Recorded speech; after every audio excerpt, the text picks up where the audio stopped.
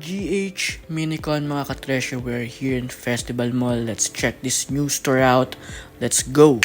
And we are now here mga ka-treasure, and as you can see, there are lots of different items na meron sila. But mostly mga car toys ang kanilang ino-offer. Hot Wheels, die-cast cars, then mga minifigure cars. Meron din naman sila mga anime figures and movies and some other memorabilia. Pero as you can see, ang dami nila talagang Hot Wheels na ino-offer. So I don't know if yung may-ari nito is fan of cars, pero kita nyo naman even in this side of the store, puro Hot Wheels. Trip kong buuin yung mga Hot Wheels na Fast and the Furious pero medyo mahal na kasi talaga siya. But then again, ang gaganda ng mga ino-offer dito, as you can see, ayan yung iba mga matatagal ng version, like mga from the past na talaga, kaya talagang ang mahal.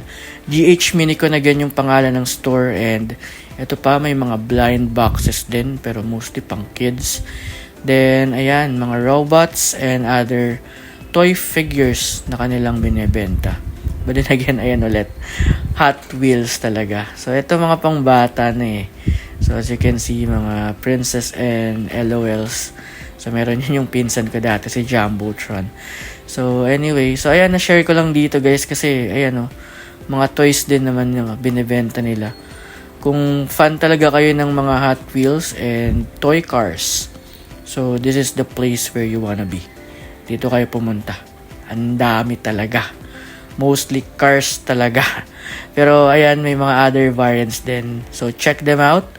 Festival Mall. Top floor, hilera lang ng mga other memorabilia na nagtitinda. Filbers and such. Sige na. Visit na kayo guys. Na-share ko lang. See ya.